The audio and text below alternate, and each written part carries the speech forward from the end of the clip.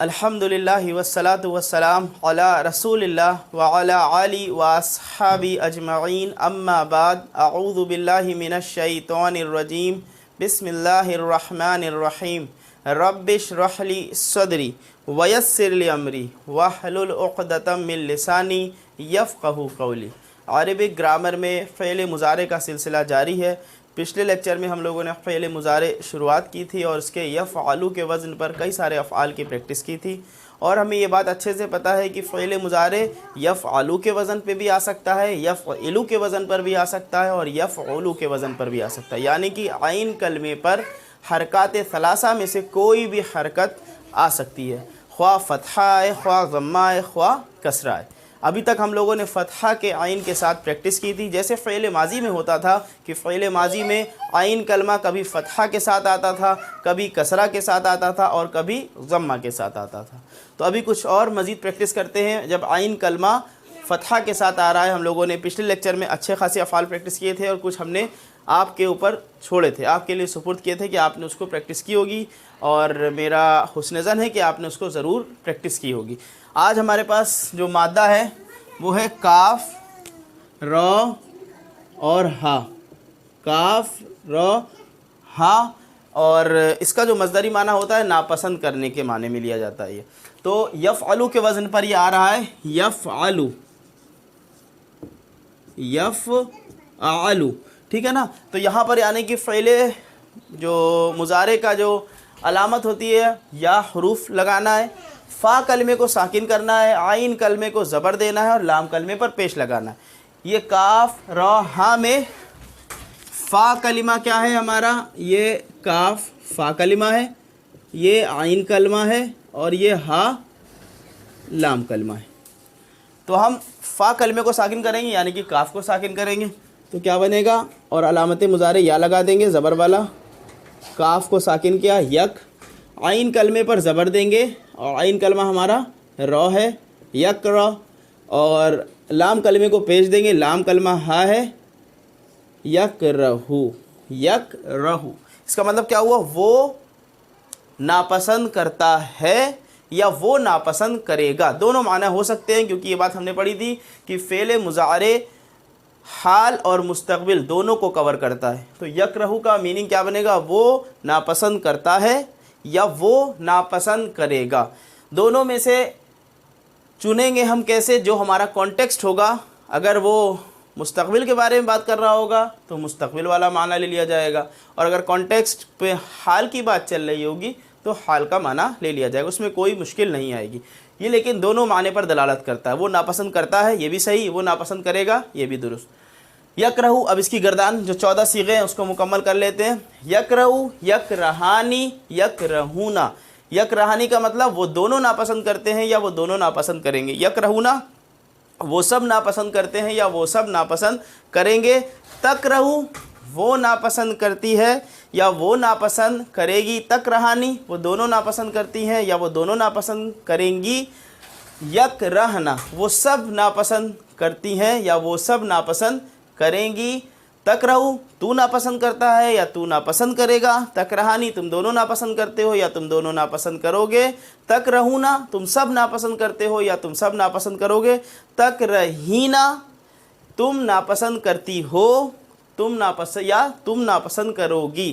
तुमसे मेरा मतलब वाहिद की तरफ है, तू नापसंद या फिर तू करे तो ज़्यादा बात क्लियर होगी, कन्फ्यूज़न नहीं रहेगा। तू नापसंद करती है या तू नापसंद करेगी। तकरहानी तुम दोनों नापसंद करती हो या तुम दोनों नापसंद करोगी। तकरहना तुम सब नापसंद करती हो या तुम सब नापसंद करोगी। अकरहू मैं नापसंद करता हूँ, मैं नापसंद करूँगा। नकरहू हम नापसंद करते हैं, हम नापसंद करेंगे। तो ये 14 सीगे मुकम्मल हो गए। मेन चीज़ क्या है कि आपको इसमें सीगों की पहचान होनी चाहिए। ये तो गर्दान हम लोगों ने लेफ़्ट से राइट पढ़ी, एक तरीक़ेकार हम लोगों ने पढ़ा था जिसमें साउंड सेम था, उसको एक साथ पढ़ रहे थे। जैसे यकरहू, तकरहू, तकरहू, अकरहू, नकरहू, ये 5 सीगे के साउंड सेम है। मगर जब इस तरीके से गर्दान हम पढ़ें तो हमारे जहन में पोजीशंस याद होनी चाहिए कि तकरहू से मुराद क्या है, गायब मुअन्नस वाहिद का सीगा, और तकरहू मुखातब मुज़क्कर वाहिद का सीगा भी। और अकरहू से मुराद क्या है, अकरहू मुतकल्लिम वाहिद का सीगा है। नकरहू से मुराद क्या है, जमा मुतकल्लिम का सीगा है। तो ये पोजीशंस याद होनी चाहिए, यकरहू, तकरहू, तकरहू, अकरहू, नकरहू, ये 5 सीगे।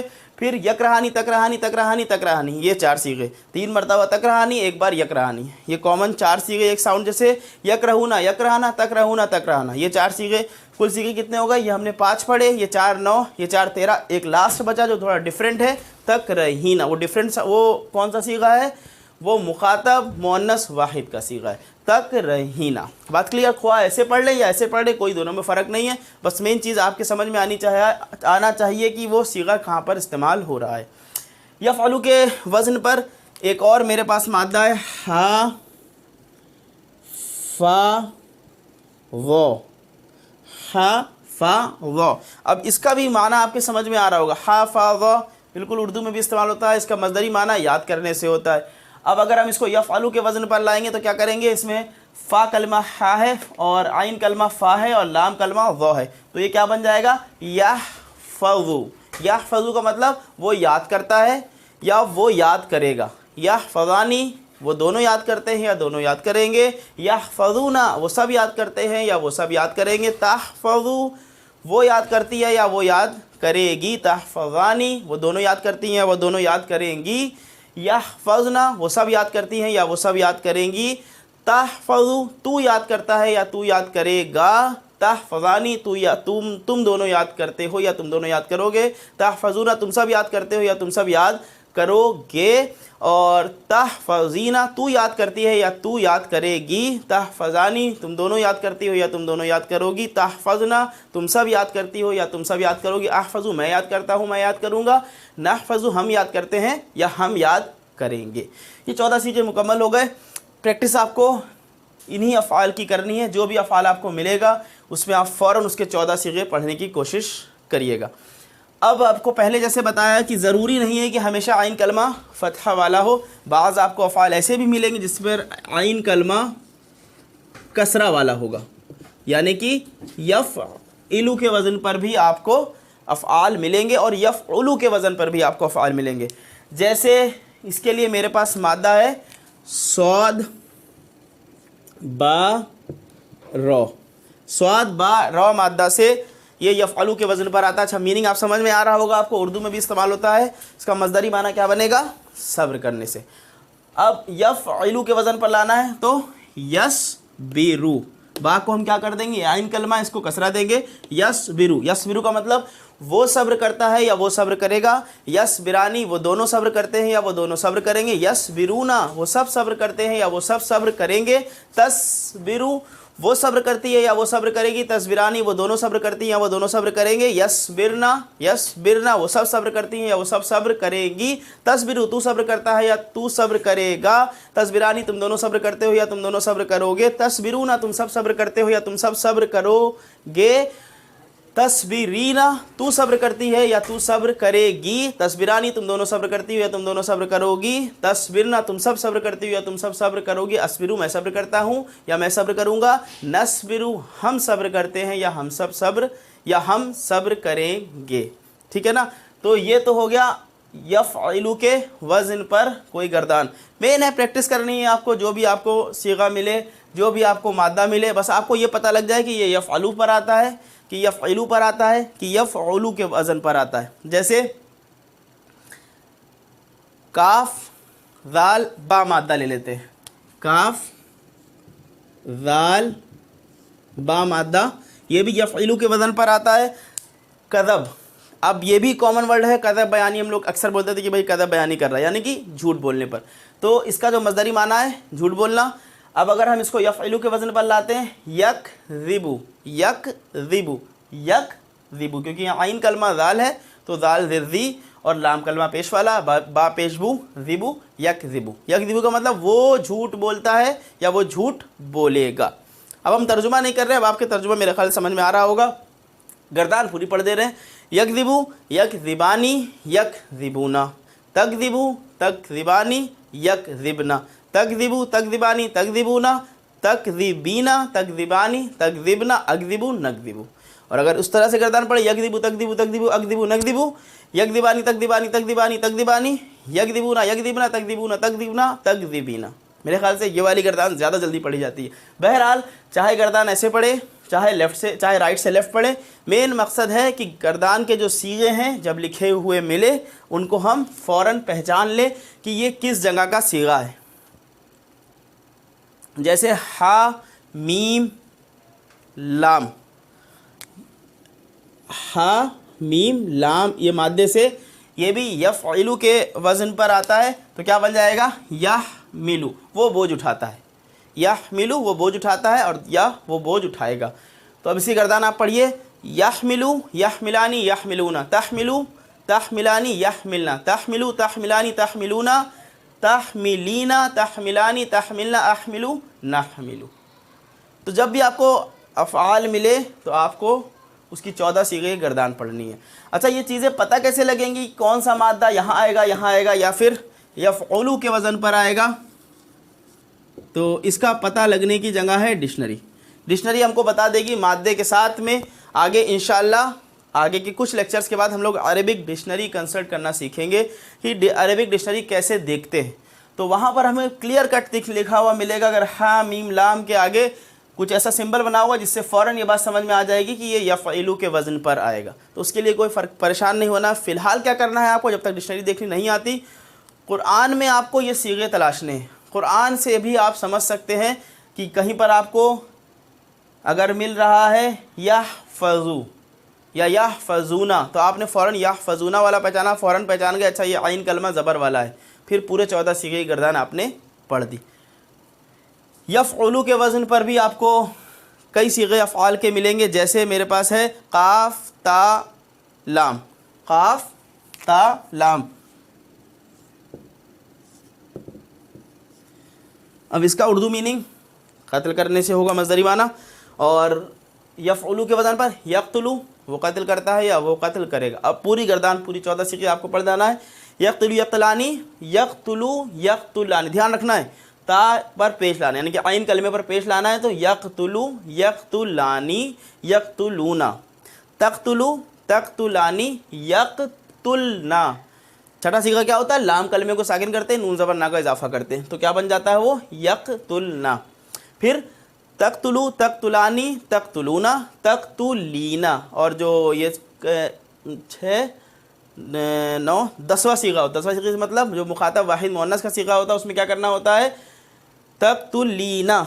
لام کلمے کو زیر دیتے ہیں یا ساکن اور نون زبر ناک کے ساتھ پڑھتے ہیں تو تقتلینا اور تقتلانی تقتلنا اقتلو نقتلو. معنی آپ کے سمجھ میں امید کرتے ہیں کہ آ رہا ہوگا. اور اگر اس طریقے سے گردان کو پڑھیں تو کیا پڑھیں گے؟ یقتلو تقتلو تقتلو اقتلو نقتلو، یقتلانی تقتلانی تقتلانی تقتلانی، یقتلونا یقتلنا تقتلونا تقتلنا تقتلینا تقتلینا. اسی طرح سے خا را جیم مادہ ہے، خا را جیم. بہت سارے عربی کے ورڈ آپ کو اردو میں مل جائیں گے. خارج، خاراجہ تینوں کو جوڑ دیا، خارج جیسا کچھ یعنی کہ نکلنا. تو اب اگر یفعلو کے وزن پہ یخرجو وہ نکلتا ہے یا وہ نکلے گا تو یخرجو یخرجانی یخرجونا، تخرجو تخرجانی یخرجنا، تخرجو تخرجانی تخرجونا، تخرجینا تخرجانی تخرجنا، اخرجو نخرجو. اسی طرح سے کاف تا با مادہ، کاف تا با مادہ بھی یفعلو کے وزن پر آتا ہے. کاف تا با مادے سے کیا بنے گا؟ یکتبو. یکتبو کا ترجمہ کیا بنے گا؟ وہ لکھتا ہے یا وہ لکھے گا. یکتبو یکتبانی یکتبونا، تکتبو تکتبانی یکتبنا، تکتبو تکتبانی تکتبونا، تکتبینا تکتبانی تکتبنا، اکتبو نکتبو. بہت آسانی سے آپ ساری گردانیں کر سکتے. کلیئر ہے؟ اب بات کر لیتے ہیں کچھ ایگزامپلس کی. اس کی ویسے ایگزامپلس ہی سارے چل رہے تھے، تھوڑے سے کچھ ڈیٹیل ایگزامپل، کچھ قرآنی آیت پر بات کرتے ہیں کہ مضارع کا استعمال کیسے ہوگا اور بعض کلمے پر اس کا اطلاق کر کے دیکھتے ہیں، اس میں ہمیں پہچاننے کی کوشش کرنی ہے. اب اس میں کام کیا کرنا ہوتا ہے کہ ہمیں صحیح صیغے کو پہچاننا ہوتا ہے. صحیح صیغہ پہچان گئے ہم تو بہت حد تک ہم اس کا صحیح مفہوم بھی سمجھ جائیں گے. صیغے میں غلطی نہیں کرنی ہے کہ یہ کون سا صیغہ ہے. وہ 14 صیغے آپ کے ذہن میں ہونے چاہیے، خواہ ماضی کے ہوں چاہے مضارع کے ہوں. دونوں صیغے آپ کو یاد ہونی چاہیے، گردانیں پوری یاد ہونی چاہیے. اور بہت آسان ہے، اتنی مشکل نہیں ہے. اگر آپ تھوڑی سی محنت، تھوڑا سا فوکس، تھوڑا سا کنسنٹریشن، توجہ دیں گے تو بہت آسانی سے چیزیں سمجھ میں آ جائیں گی. بہت زیادہ رٹنا بھی نہیں ہے، سمجھ لینا ہے. سمجھ میں آ گیا تو الحمدللہ کوئی مسئلہ نہیں پھنسے گا. اور اگر کسی کی یاد کرنے کی پاور زیادہ ہے، رٹنے کی پاور، تو اس کو رٹ بھی سکتا ہے. اور اگر کسی کی سمجھنے کی پاور زیادہ، میرے خیال سے سمجھ لینا زیادہ بہتر ہے. ٹھیک ہے، تو اب کچھ ایگزامپلس کر لیتے. جیسے میرے پاس ہے شین، مادہ بتاتے ہیں، شین ہا دال. شین ہا دال یہ یفعلو کے وزن پر آتا ہے. ابھی ہم ڈائریکٹ صرف مضارع کا وزن بتا رہے ہیں. آگے ہم لوگ پڑھیں گے ماضی، مضارع اور مصدر تینوں ایک ساتھ بولنا ہوتا ہے. گرامر میں جو ڈکشنری میں آپ کو ملتا ہے ماضی اور مضارع کے کمبینیشن کے ساتھ، آگے انشاءاللہ پڑھیں گے. تو شین ہا دال یفعلو کے وزن پر آتا ہے. اس کا میننگ ہوتا ہے مصدری معنی گواہی دینا. اب اگر ہم کہنا چاہ رہے ہیں کہ میں گواہی دیتا ہوں، میں گواہی دیتا ہوں، ایک بات اور سمجھتے چلے کہ جو قواعد فعل ماضی کے لیے اپلیکیبل تھے وہی قواعد ہم یہاں پر بھی جملہ بناتے وقت فعل مضارع میں لگائیں گے. وہ قواعد کیا تھے کہ اگر فاعل اس میں ضمیر ہوتا تھا تو ہم 14 صیغوں میں سے صیغہ تلاشتے تھے. پھر سے اس کو ریپیٹ کرتے ہیں، یہ پہلے بھی بات ہو چکی ہے. قواعد کیا تھا یا قاعدہ کیا تھا ہمارا کہ اگر فاعل اس میں ضمیر ہوتا تھا تو ہم پورے 14 صیغوں کی گردان کرتے تھے اور اس میں سے جس جگہ پر وہ فاعل آتا تھا اس جگہ پر لکھ دیتے تھے. جیسے مثال کے طور پر اگر ہم کہہ رہے ہیں تم سب لکھتے ہو، تم سب لکھتے ہو. اب اس میں کیا ہے؟ لکھنا فعل ہے، اس کا فاعل کون ہے؟ تم سب، یعنی کہ مخاطب سیکنڈ پرسن ہے. کہیں پر اس میں ظاہر نہیں ہے بلکہ اس میں ضمیر ہے. تو اب ہمیں صیغہ تلاشنا ہوگا. کون سا صیغہ ہے یہ جمع کا صیغہ ہے، مخاطب کا صیغہ ہے، مذکر کا صیغہ ہے. تو یہ کہاں پر آئے گا؟ یہ کیا بن جائے گا؟ تکتبونا. تو ہم سیدھے لکھ دیں گے تم سب لکھتے ہو تکتبونا. بات کلیئر؟ اسی طرح سے دوسری چیز فعل ماضی میں ہم لوگوں نے پڑھا تھا کہ اگر اس میں ظاہر ہوتا تھا، فاعل اگر اس میں ظاہر ہوتا تھا تو پہلا اور چوتھا صیغہ استعمال کرتے تھے. پہلا اور چوتھے میں فرق کیسے کرتے تھے؟ اگر فاعل مذکر ہوتا تھا تو پہلا صیغہ، اگر فاعل مؤنث ہوتا تھا تو چوتھا صیغہ. بہت سمپل سا یہ قاعدہ پڑھا تھا. یہی قاعدے، یہی رولز، یہی قواعد فعل مضارع میں بھی اپلائی کرنے ہیں. یعنی کہ فاعل اگر ضمیر ہے تو 14 صیغے چلائیں گے، فاعل اگر ظاہر ہے تو پہلا اور چوتھا صیغہ ڈیپینڈ کرے گا. فاعل مذکر تو پہلا، فاعل مؤنث تو چوتھا صیغہ. یہ بات. اور ایک بات اور یاد رکھنی ہے کہ ضروری نہیں ہے کہ جس افعال کا فعل ماضی کا عین کلمہ زبر والا ہو اس کا مضارع بھی زبر والا عین کلمہ ہوگا. یہ ضروری نہیں، ہو بھی سکتا ہے. اور یہ بھی ممکن ہے کہ فعل ماضی کا عین کلمہ زبر ہو اور اس کا مضارع زیر والا آ جائے عین کلمہ، اسی طرح اس کا مضارع عین کلمہ پیش والا بھی آ سکتا ہے. یہ آگے ہم لوگ سیکھیں گے انشاءاللہ. ٹھیک ہے نا؟ تو قواعد یاد رکھنے ہیں. وہی قاعدے یہاں پر لگائے گئے. ہم کہہ رہے ہیں کہ میں گواہی دیتا ہوں، میں گواہی دیتا ہوں میں کیا ہے؟ پہلے ہمیں فاعل ڈھونڈنا ہے. فاعل کیا ہے؟ میں. اور یہ کیسا ہے میں؟ اس میں ضمیر ہے. جب ضمیر ہے تو ہمیں 14 صیغے چلنا ہے. تو یفعلو کے وزن پر پہلا صیغہ بنا لیں یشہدو. یشہدو تیار ہو گیا. اب ہمیں متکلم واحد کا صیغہ وہ کون سا تھا؟ اشہدو. بالکل صحیح. تو کیا بن جائے گا؟ اشہدو.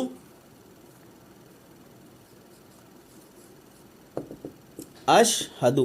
متکلم کے لیے بہت آسان تھا کہ فعل مضارع میں جو علامتیں تھیں وہ حمزہ استعمال ہوتا تھا متکلم کے لیے واحد کے، اور متکلم جمع کے لیے نون کا صیغہ استعمال ہوتا تھا. اشہدو میں گواہی دیتا ہوں. اب گواہی کس چیز کی دی جا رہی ہے وہ بتایا جا رہا ہے. اشہدو ان لا الہ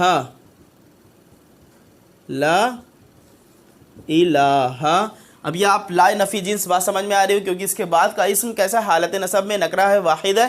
تو اب ہم یہ کیا کہیں گے؟ یہ لا نفی جنس ہے، یعنی کہ پوری جنس کی، الہ کا جو جنس ہے اس کی ٹوٹل نفی ہم لوگ پہلے پڑھ چکے ہیں. لا الہ الا اللہ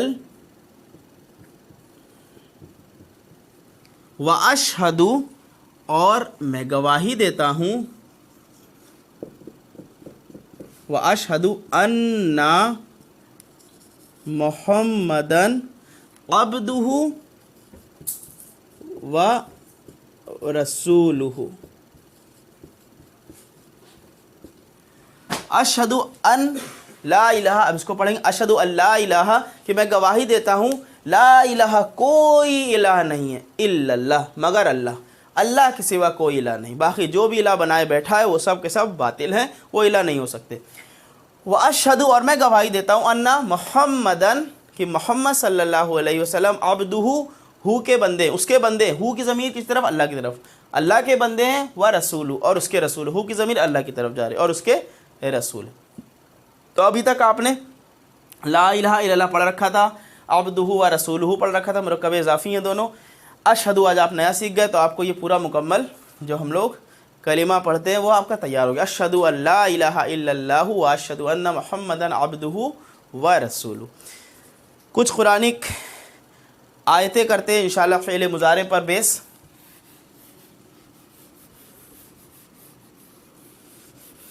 قاعدے یاد رکھنے ہیں آپ کو، قاعدہ وہی کہ اگر اس میں ضمیر تو صیغے تلاشنے، 14 صیغے کی بات کریں گے، اور اگر اس میں ظاہر تو پہلا اور چوتھا صیغے کے مطابق ہم لکھیں گے۔ پہلی آیت ہے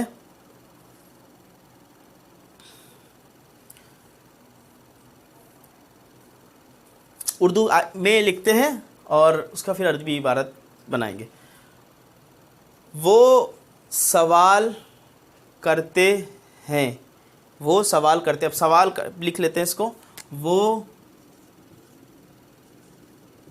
سوال کرتے ہیں، یا کہہ دیں سوال کا میننگ دو لیے جاتے ہیں، یا تو سوال کرنا، ایک تو کوشچن پوچھنا، کوئی چیز نہیں معلوم اس کے بارے میں پوچھنا، اور دوسرا سوال مانگنے سے بھی مراد ہوتا ہے، تو یہاں پر پوچھنے والا، تو وہ پوچھتے ہیں لکھ دیں، زیادہ بات کلیئر ہوگی۔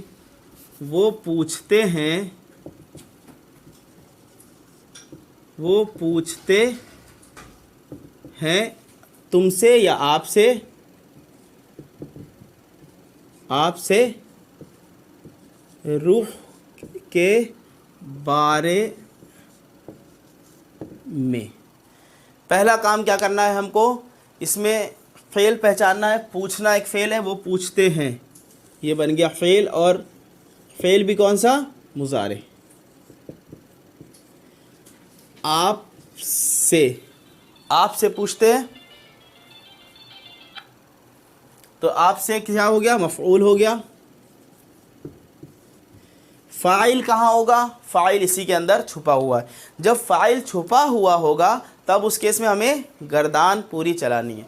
وہ پوچھتے ہیں، جمع کا صیغہ، غائب کا صیغہ، مذکر کی بات ہو رہی ہے۔ اب آپ کے پاس ترجمہ کرنے کے لیے ضرورت ہے افعال کے مادے کی، تو مادہ ہم آپ کو بتاتے ہیں، وہ ہے سین حمزہ لام، سین حمزہ لام، سین حمزہ لام مادہ ہے، ٹھیک ہے نا؟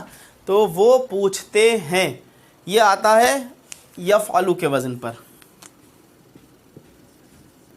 یفعلو کے وزن پر آتا ہے، یسألو کے وزن پر آتا ہے، تو کیا بن جائے گا؟ یسألو، وہ پوچھتا ہے یا وہ پوچھے گا، ٹھیک ہے نا؟ اب یہاں پر اگر ہم جمع کا صیغہ ہے تو کیا ہوگا؟ یسألو، یسألانی، یسألونا، یسألونا،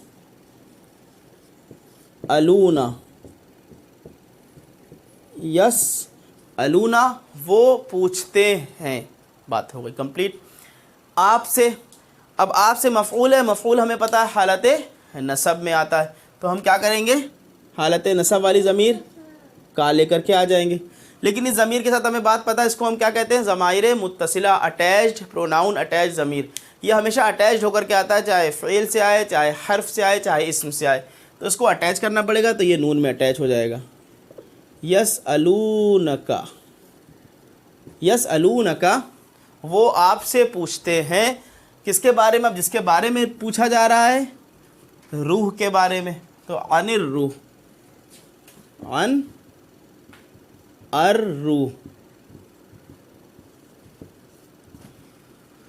اور ہمیں پتہ جب آگے ملانا ہے ساکن والا حرف زیر کے ساتھ آتا ہے تو عن الروح، یسألونک عن الروح، یہ سورہ بنی اسرائیل کی آیت نمبر 85 ہے، وَيَسْأَلُونَكَ عَنِ الروح۔ اب اس میں کیا تھا کہ جو اسم تھا، جو فاعل تھا، وہ ضمیر کی صورت میں چھپا ہوا تھا، تو اس وجہ سے ہم تیسرا صیغہ لے کر کے آئے۔ اگر مثال کے طور پر اسم ظاہر ہوتا تو پھر پہلا یا چوتھا ہی صیغہ کافی تھا. اگر مذکر ہوتا اسم ظاہر تو یسألو کر دیتے, اور اگر مؤنث ہوتا تو تسألو کر دیتے. ٹھیک ہے نا. یسألونک عن الروح, آیت کو آگے کمپلیٹ کر لیتے ہیں. یسألونک عن الروح قل, آپ کہہ دیجئے الروح من امری ربی, من امری ربی, میرے رب کے امر سے ہے روح. روح میرے رب کے امر سے, سورہ بنی اسرائیل آیت نمبر 85. اچھا, اگلی مثال میں سیم مادہ سین حمزہ لام اور اسم ظاہر کے ساتھ. تو اب یہاں پر ہے کہ ابھی ہم نے کیا کیا, وہ پوچھتے ہیں, اب ہم کہہ رہے ہیں لوگ پوچھتے ہیں. تو اب جو پوچھ رہے ہیں ان کو ہم نے ظاہر کر دیا لوگ ہیں وہ. ٹھیک ہے نا. اب لوگ کی عربی الناس ہوتی ہے. جب ہم کو اس میں ظاہر پتہ لگ گیا, اب پہلا اور چوتھے صیغے ہی کو ہم استعمال کریں گے. الناس کو چیک کریں گے مذکر کی مؤنث, تو پتہ لگا وہ مذکر ہے, تو کیونکہ اس کے اندر کوئی بھی مؤنث والی خوبی پائی نہیں جا رہی ہے جو ہم لوگوں نے پڑھی تھی. تو اب ہم لوگ پہلا صیغہ استعمال کریں گے. پہلا صیغہ یسألو,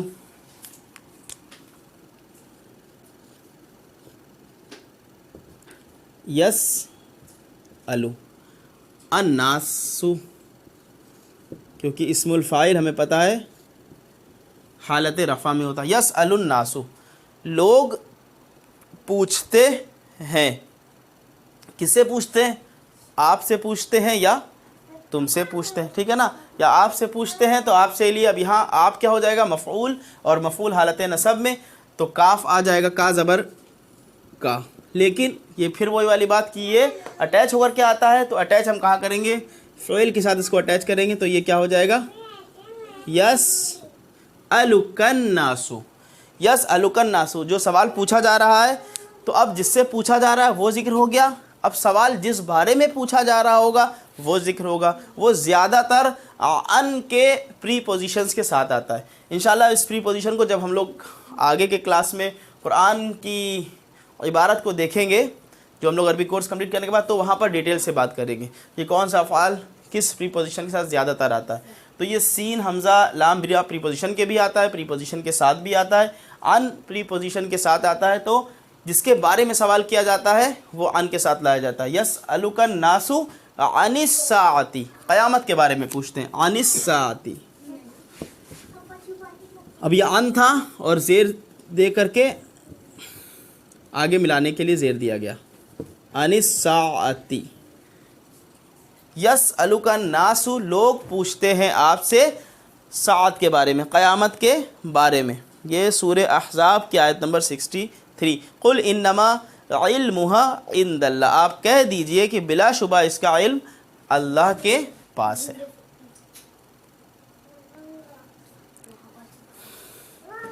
ایک مادہ اور کر لیتے ہیں, مادہ ہے لام فا ہا. لام فا ہا, اور یہ بھی آتا ہے یفعلو کے وزن پر. لام فا ہا, اور یہ بھی آ رہا ہے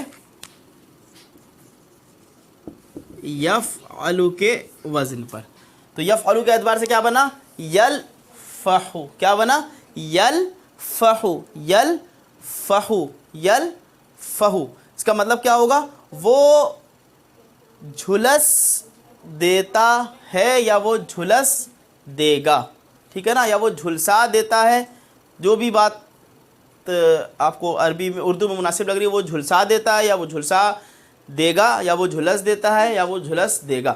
وہ جھلسا دیتا ہے. ٹھیک ہے. اب مثال طور پر وہ جھلسا دیتا ہے, اب کہہ رہے, اب ہم بتا رہے ہیں کہ کون جھلسا دیتا ہے. آگ جھلسا دیتی ہے. آگ جھلسا دیتی ہے یا آگ جھلسا دے گی. آگ جھلسا دے گی. تو آگ اب اسم ظاہر ہو گیا, تو بات پہلے اور چوتھے صیغے تک ہی محدود اب رہے گی. بس پہلا صیغہ دھیان رکھنا جب مذکر ہوگا. اب آگ کی عربی نار ہوتی ہے.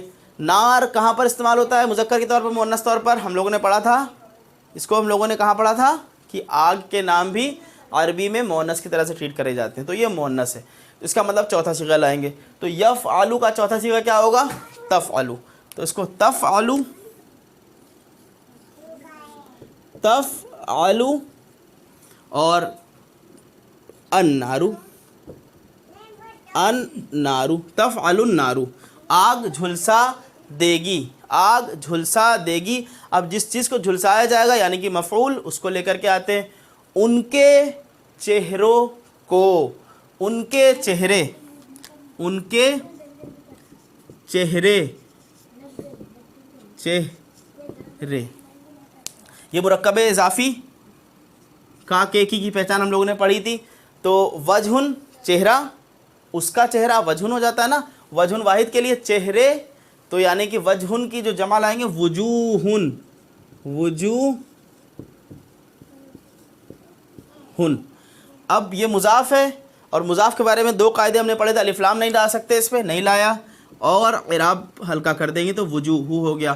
اب ان کے لیے اور یہ مضاف الیہ ان کے بن کے آ رہا ہے اور مضاف الیہ حالت جر میں آتا تھا اور یہ ضمیر استعمال ہونا ہے تو حالت جر والی ضمائر جمع کے لیے مذکر کے لیے کیا ہوتی ہما ہم وجوہہم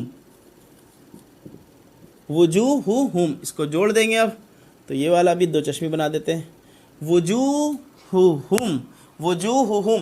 اب لیکن یہاں پر کیا آ رہا ہے ان کے چہروں کو آگ جھلسا دے گی ان کے چہروں کو. تو یہاں پر ان کے چہرے مفعول کے طور پر آ رہے ہیں اور مفعول ہمیں پتہ ہے حالت نصب میں آتا ہے. لیکن یہاں پر مضاف الیہ ہم کو تو چینج نہیں کر سکتے وہ تو حالت جر میں ہی آتا ہے. مرکب اضافی میں اصل حیثیت کس کو حاصل ہوتی ہے مضاف کو جو کہ یہاں پر وجوہن کی شکل میں ہے. تو مضاف پر ہم کیا کر دیں گے یہاں نصب لے آئیں گے وجوہا وجوہہم وجوہہم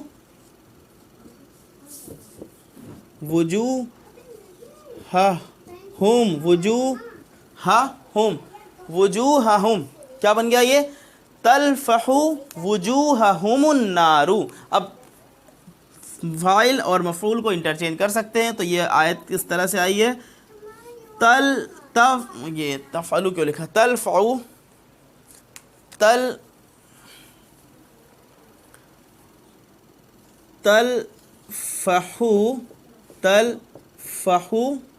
وجوہہم تلفح وجوہہم النار. اب اس کو آگے ملانا ہے تو اس کو بھی پیج دے دیں گے تلفح وجوہہم النار. تلفح وہ جھلسا دے گی النار آگ جھلسا دے گی وجوہہم ان کے چہروں کو تلفح وجوہہم النار.